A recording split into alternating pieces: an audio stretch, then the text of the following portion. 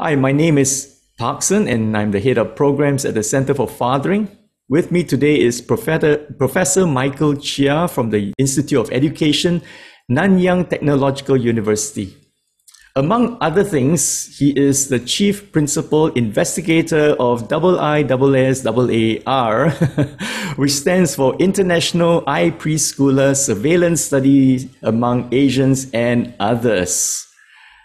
And that study investigates the effects of digital media in early childhood, screen media use, and off-screen behaviors among preschool children living in selected urban cities in some countries in Asia and elsewhere. Now, the most recent study by Professor Chia and his team was published last year, and it examined the connections between screen time, parents' attitudes towards their child's digital media use, and the quality of life among preschool children in Singapore. So today I'm going to be speaking with Professor Chia and let him share what he found through this study. Welcome, Professor Chia, and thank you for taking the time to come share with us what you found through this very, very interesting study. Morning, Parkson. Thank you for having me. Pleased to be here always. Well, this is not the first time we have spoken. We have had this conversation, but this is a very recent one, the latest one to be published last year, I believe. And yeah, so this is slightly different. Your study is slightly different, and it's, I think, zooming in to the parents' attitudes towards their child's media use. So maybe I'll start off by asking you, what made you want to do this study? Was there a need that you saw, a gap? Thank you very much, Parkson, for asking that question. We were very interested in multiple behaviors of young people. As you know, I spend a bulk of my life promoting physical activity, discouraging sedentary time, predominantly in school-going children. But we decided that we needed to actually, investigate and find out a little bit more going upstream, because, lifelong habits are formed when they are very young. And there are quite numerous studies that were emerging in the last 10 years, particularly from neuroscience, because they can now scan the brain and see, the impact of lifestyle on learning and brain formation. So it's been said that the first 1,000 days or the first 3 years of life, of course, beyond that as well, is very, very significant. So what parents do or do not do in the first 1,000 days of life will impact them long, further down the road in future. And this has, there's more and more studies that are always coming out, including local studies from Singapore, that shows that not doing certain things, perhaps through ignorance or thinking that young people are, quite neutral about things and you can make up for it better. We know that, young parents have very little time. And, they may not always be in the best condition daily to be interacting with children, but yet the first 1,000 days of life will impact them on future successes and potential for learning, for play, and for so many other things. So we decided to move upstream, and we were interested not just in, as the paper suggests, digital and non-digital behaviors among preschool children. So this would be between the ages of 2 to 5, so we can say pre-primary. We benchmark that against guidelines that are emanating from World Health Organization. Now Singapore has its own guidelines as well, that looks into 3 different lifestyle behaviors. So we talked about physical activity, we talked about sedentary time, the proxy being screen time, and then sleep. So we wanted to find out more, and that was the motivation for wanting to do this study. Of course, this study now has 17 other countries involved as well, and it's so exciting just to compare. In what way does the parents' own media use, digital media use, affect and influence the children's digital media use?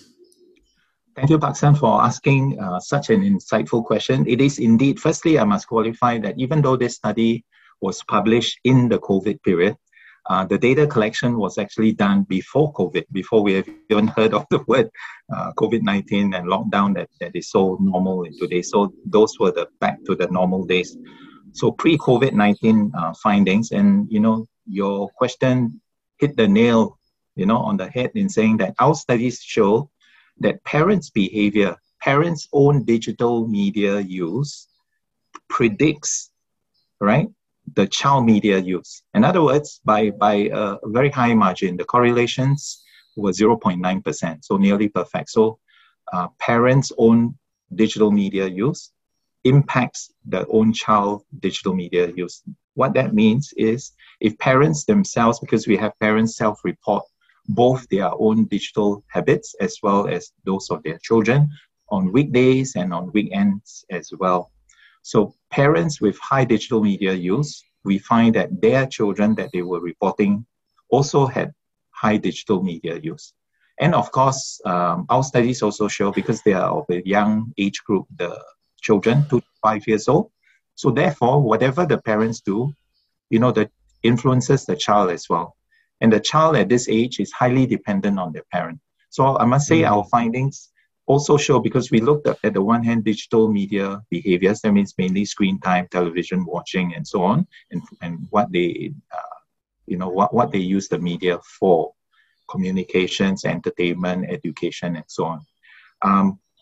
But we also asked them to self-report their non-digital behaviors, which included indoor play as well as outdoor play as well. So high correlations. Maybe I can take you through some of the key findings that were in this paper as well, and then you can, ask some sure, do that. So one of the key findings we found, excuse me, is most frequent digital media use were television and mobile in Singapore, and we asked them to report on ownership, the parents. So 98% of the households, and these we were talking the valid data sets in excess of 3,000 cases of parents reporting. And they use these media, television watching and mobile devices, smartphones and tablets, 5 to 6 times a week on a weekday, and then 3 to 4 times a week on the weekend. So it's almost every day. So we know that for a fact. Actually, you don't need to study to just ask this question, but we wanted to, to hear from parents themselves. So that's the first thing. And then the second point was what I just mentioned in terms of high digital media used by the parents on weekdays and weekend days, translated also to high digital media use for children. But a sub finding of this was that which is a bit concerning given the young age. Firstly, digital media use was unaccompanied. That means more than 50% of the time, these devices, either television watching or mobile device use, was left unattended. In other words, the child was engaged in it by himself or herself without the presence of the parent. So what this means is that even though at that very young age, children absorb things, the rate of learning, neuroscience will tell you that is faster than that of an adult, any lifespan in this age group, the first 1,000 days of life. So you have all these images and sounds, sometimes the television, very often actually, the television is left on background noise. And this actually also affects children, things like attention span, quick changes in images and all that, which has very little to do with real life. No wonder you find that, generally speaking, children with very high digital media use, they get very impatient. They don't have eye contact. The adult or the caregiver, the mom or dad or caregiver might be chatting with them, but there's no eye contact. They're looking at the screen, It's almost like autism, right? Yeah. And not only autism, I don't know, I've not come across any study that shows a strong link between heavy device use and ADD, for example. But what I know, what I've read is that, the high level of stimulation that the digital media gives to the child really makes the brain, kind of addicted to dopamine and things like that. And when there is nothing to do, the child almost goes into a withdrawal symptoms. And I think this is true for adults too. And that's why when you see adults queuing up, for food or for paying some bills or something, almost 100% of the time, they would pull out their phones and look at it, right? As if that their brains cannot simply be on idle. They have to be stimulated. They have to be activated. So I think this is a problem. Maybe somebody needs to also look into that, whether there's a link between, heavy device use and ADD in the future. It's become so routinized. I'm sure all of us, when we transit from one place to another, you just need to observe, right? While people are at the bus stops. And I was just thinking, of all creeds, in uniform, not in uniform, they are looking at the device. So you can imagine in the presence of a child, right? A child is neutral coming in, right? The first 1,000 days. They must be wondering, what is it in this black little thing that, everyone is what's so interesting in there? and you're right. You mentioned, I think it's the hypersensitivity that people are so used to this kind of stimulation that without it, real life doesn't operate in that manner. No, you cannot swipe left and right for real life, right? It's like, and the pace is different. What they don't realize, the missing cues, why the 1,000 days of life? So actually, World Health Organization, among others, and including Singapore is a little bit more strict. Based on a longitudinal study done by, research center in NUS. So no screen time, they are advocating no screen time, absolutely. That includes television, all right, background noise, below the age of 18. 18 World Health Organization months. says 2 years old. Yeah, months, 18 months. Yeah, 18 months, So they are already showing that, excessive screen time at a very young age, exposure, it could be passive exposure, already start to predict, this is the longitudinal study, already start to predict adjustment difficulties, language delays, self-regulation kind of things at age 4.5. So even before you go to school. So if you thought that childhood was to prepare you for life, right? So childhood is a phase, preschool, right? That's why it's called preschool, pre-primary, to prepare you for primary school. Then, you are setting them back actually.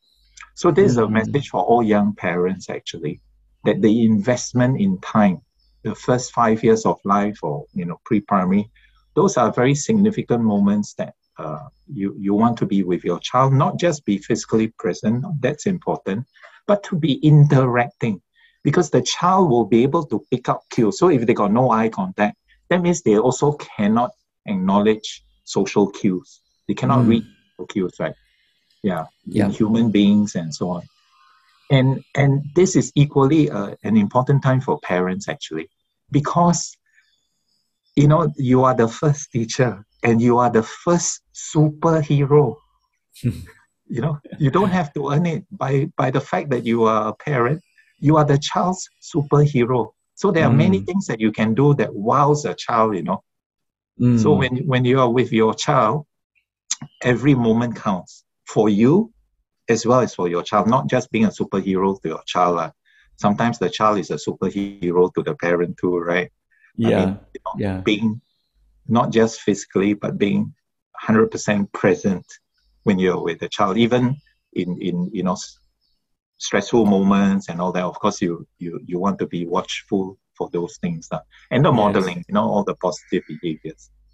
So I always remind parents that by age 5, the child's brain, in terms of size, is already 95% the size of an adult brain, and so that means that the brain is kind of, the potential is there. In terms of the physical size, it's 95% of the adult brain.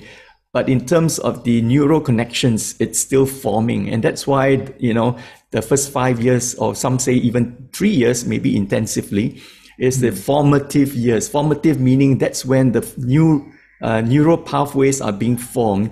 And, the best ways for these neural pathways to be formed is through experience, right? To exposure to different environments, to different situations. Like you say, meeting new people, playing with different children and things like that. And there's one thing which, I also realized quite recently that most parents, including myself when I was a young parent, we're totally unaware of is something called executive functions. And these are basic skills, and these are the skills that we need to teach children in order for them to be successful later on in life. I mean, skills like inhibition, right?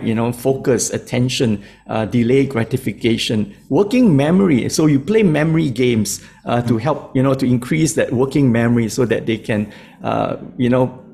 be able to solve problems in the future, remember phone numbers, and also emotional regulation. So all these are executive functions which are best to be, you start working on them when they are early, right? But I think parents, because they're not aware of that, they basically, between around 1.5 years old to the time they're about to enter kindergarten, parents, what I've observed is they just go on autopilot, just let the child play, put them in childcare, put them in infant care, and just think that, childhood is all about play. Yes, I did another video on play. Play is important, but at the same time, these are skills that the child needs to be to develop in themselves. Otherwise, later on, they will be having difficulties in adjustments, in being social with other people, and so on and so forth. That's right. Most definitely. The flip side, of course, while we know these things, so the first step, what our study is showing is that parents who are a little bit more knowledgeable about these things will start to manage and regulate a little bit better. That's a good thing. So you want to reach out to as wide an audience as possible so that they know the basic. The other flip side is also, okay, we don't want to go to the other extreme. They say because the first 1,000 days of life are very important, you cram 1,000 months of learning into 1,000 days service, go for this class, that class, and all the other. Children sense it. If you rush it, if you are not comfortable, if you are stressed, send for courses after courses. So sometimes I feel, I have friends and extended family where it's a little bit like hot housing. They say, oh, we know all these things, so we want to give them the best start. Well, the best start doesn't mean the most cramped start, So it must be organic. So the parents, children, of course, very intuitive. They pick up all these things, are the parents at ease, if they are driving, stuck in the traffic jam, if they lose their cool, cannot self-regulate, the children also pick up these things. So you want it in a naturalistic setting. So some of the naturalistic, of course, you can say the outdoors being the one of them, you don't have to curate anything. Everything is out there, many things fascinate, so many colors, smells, textures. So adults need to overcome our phobia of what we consider clean and dirty and, this, that, and the other, because we can always, sanitize later on as well. I think parents are also aware of the potential harms of, digital devices, the internet and things like that. One of the common things parents would say is, my child might have a poor eyesight because of looking into the screen too much. And of course, addiction is another. All right. So parents are, they know that there are potential downfalls, in terms of problems later on. But there are other things, that parents think about that seems to tip the balance and cause them to be willing to give their children the devices such as entertainment and education. That seems to be the thing, right? What have you found in that aspect? Thank you, Baksan, for steering it back to the study. I was about to go that. So our study looked at parents' attitudes towards screen media use. So while the majority of parents voice it for the intention, the affordances of screen media for education, right? In the broader sense, they said, because we live in a very IT savvy world, especially Singapore. Lots of future jobs relate to being, very savvy with digital media. How about we give them a good start, right? So that's a good intention, and they say for education. However, in reality, because it's also reported by the parents themselves, so on a weekday and on a weekend day, the amount of time that was devoted, or when they had access to the screen media, was for entertainment, not for education. So I re-looked the numbers, and it was 2.6 times entertainment on a weekday over the amount time spent education. On the weekend, it went up to 7.5 times. If you imagine the psychology of parents, they always say, okay, they these days the preferred medium of entertainment is screen time, even among the very young, right? So they say, okay, weekend, since you finish your homework or you've done all the work, the reward is more screen time. So we need to break out of these cycles beyond screen time. What are the alternatives that we have for engaging children? Which means we, sometimes re-looking the routines. There must be time for adults because the children are dependent on the adults. Young children are dependent on the adults. So parents with young children, you really need to now rethink to say, within the realm of your space and time, what can you do? So that at the same time, you also decompress and de-stress, away from screen time. Yeah, to do that now. So which means, actually, the good news also is that parents, that's the superhero. If you think yourself as a superhero, that would be fantastic. And you're only a superhero maybe up to primary school. After that, they get to know many other people. The teachers become the hero because they spend more time with them in school and so on. So the superhero phase is strictly, if you like, a ring fence for the first 5 years. So that's a superhero lifespan. Why not live it? Why not embrace it? So which means, in doing different things, different times at the child's pace, the interaction, the child has an agency even before the voice, It's a human being, and here is your legacy, actually, Of course, your child, we all want our children to be better than ourselves, for sure, and they will be. And then give them the agency. You get to know, even as a young individual, they all have their own personalities. And then you get to be part, architects of part of this. And then later on, when they are in school together with friends and teachers, so it'd be fantastic. So we always tell people, we have this wonderful opportunity. Let's not squander it and regret, because we did not know about it. These days, the knowledge and the information is so pervasive. That's the beauty. And a lot of it is from the internet also. From screen time. The readings are there. So it's fantastic. And we are a little bit more enlightened these days. There are a lot more opportunities. Some of them very low cost. Today's parents are very stressed, very tired. And you talk about the weekends, right? The entertainment device used for entertainment is even higher than the weekdays. I can imagine that parents just want some me time. And so, they just simply hand the child a device. I witnessed on MRT train, this was some years back, where a pair of parents, a mother and father, were riding the train with 3 kids. And each child, one of them is in a stroller, and each one of them have a tablet in their hands. And all of them were so engrossed in, looking into the screens. And that leaves the parents, able to do whatever they want to do. And of course, what were they doing? Catching up on their sleep. They were sleeping on the train. And, so I call this hands-free parenting. Right? So once I give my child the device, my hands are free. I can do something else, all right, while the children will be engaged for the next half an hour, 1 hour, and whatever. But coming back to something you said earlier about, instead of giving the child the device and say, okay, just sit here and watch this video, all right? What experts actually recommend is that parents watch with their children. isn't it? Yeah. Because the main thing that, the main source of learning does not come from the video.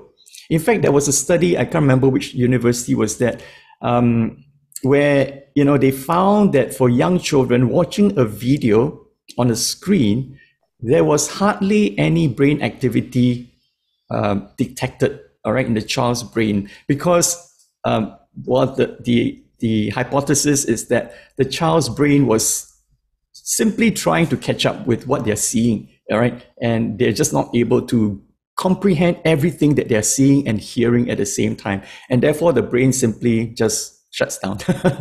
Okay.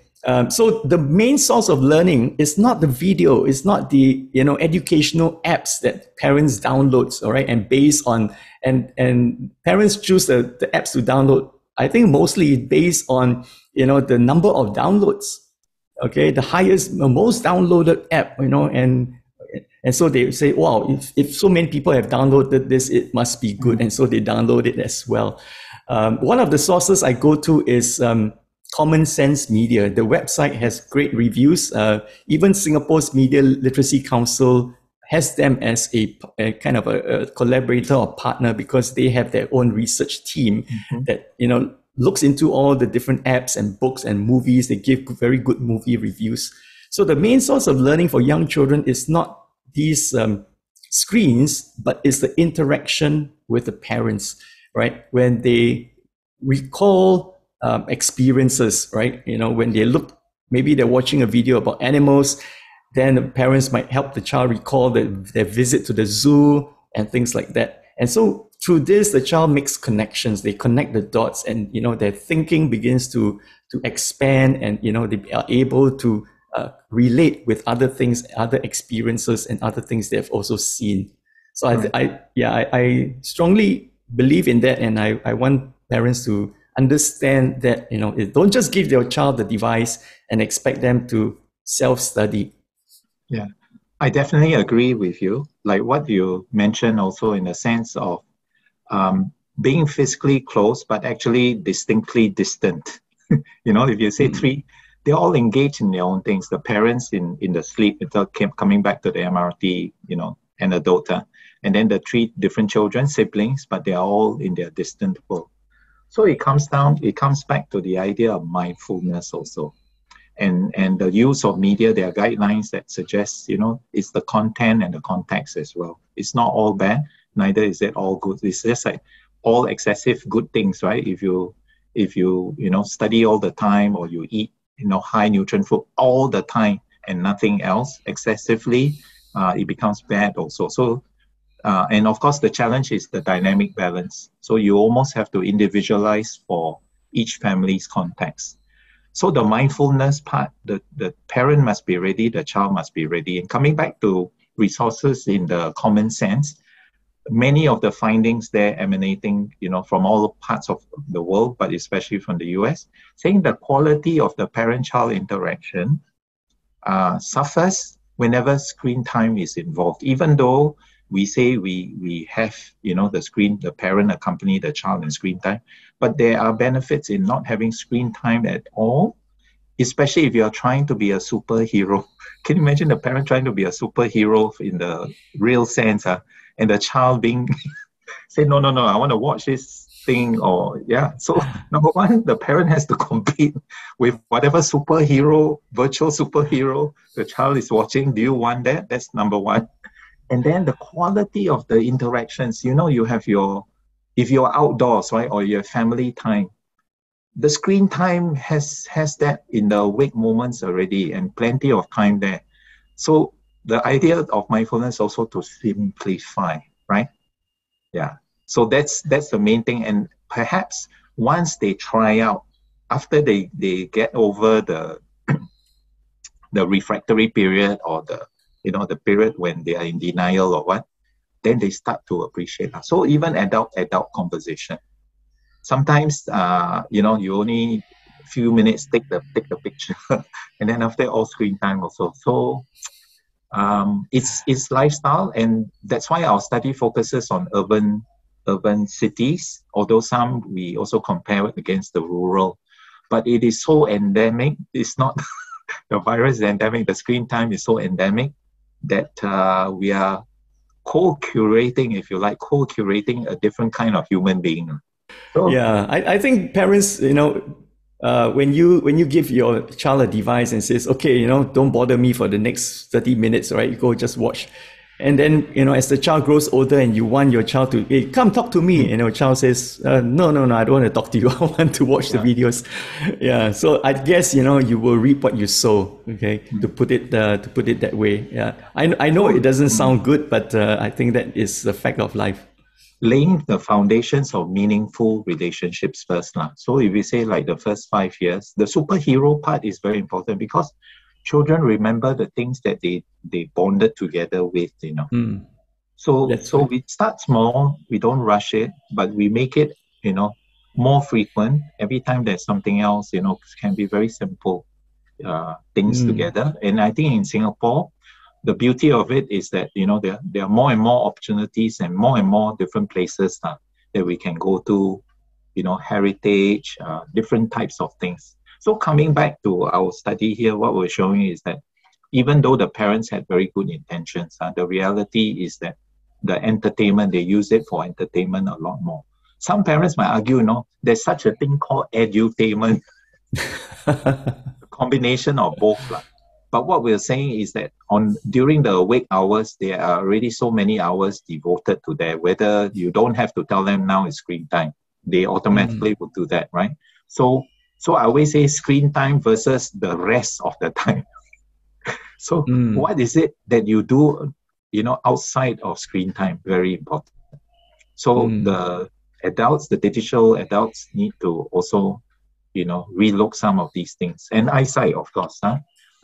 Brain formation, you need sunlight, vitamin D to have proper structure and all that. That's already not happening enough.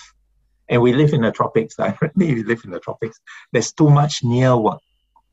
So there are, but yet there are some movements. So it's good. Sometimes some of it is organic, coming from young adults or not so young adults. Also, they are starting to yearn for, they call it vintage things, and things that are a little bit slower, slow food, things that take a little longer, even the music. So it's quite heartening that there's a little bit of a pushback to say maybe let's appreciate some of the types of music even before they were born, and that kind of interest. I think is a good thing. It's how to, I always say, different strokes for different folks at different times for different purposes. So that's the beauty. You have that choice. You can exercise those choices. And, all parents want the best family life for themselves as well as for their child. So hopefully when we get over this hump, the COVID period where things get very intensified, hopefully we can find this. After all, being a parent and parenthood is actually a choice, isn't it? Yep. So part of this choice, we don't rush it, we don't overplan. One of the things we were suggesting and say possibly, because even among medical gynecologists and all that, a lot of attention is put to childbirth, the process, and rightly so. But beyond that, some of the preparatory causes to say, hey, now neuroscience is saying the first 5 years, very critical. If you inadvertently, right, say, I'm so busy that I forget to interact with my child. In your last example, right, when you are ready, the child has no foundation, or no good memory to say, I had such a good time with you. I want to spend more time with you. And those with more than one child will also, some parenting places say, spend time individually, not always just as a family, your identity and your agency. And that is called quality time. Quality time. What I tell parents, quality time is to spend time with your children one at a time. One-on-one. All right, to sum up, so what parents should do, recommended to do, is number one, talk with their children more, spend time with them. All right, not not mediated by a device, but just spend time with them, outdoors, indoors, talking, interacting, going places, seeing things, and having new experiences, creating memories. And that's the main thing, creating memories about the time that you spend with them, because to children, love is spelled Time, right? And when it comes to device use, limit it as much as possible. And it begins with us as parents, because, what our children see us do, they would want to do it also. Well, thank you, Professor Michael Chia, for speaking with me and sharing about the studies that you and your team have done. I'll be putting the link to that study on the video description for anyone who would like to read into it and learn the details, as well as I think there are great recommendations there. Thank you very much, Professor Michael Chia, and hope to speak with you again the next time another study you have done is being published. Thank you, Paksen. Such a joy to be chatting with you. Thank you.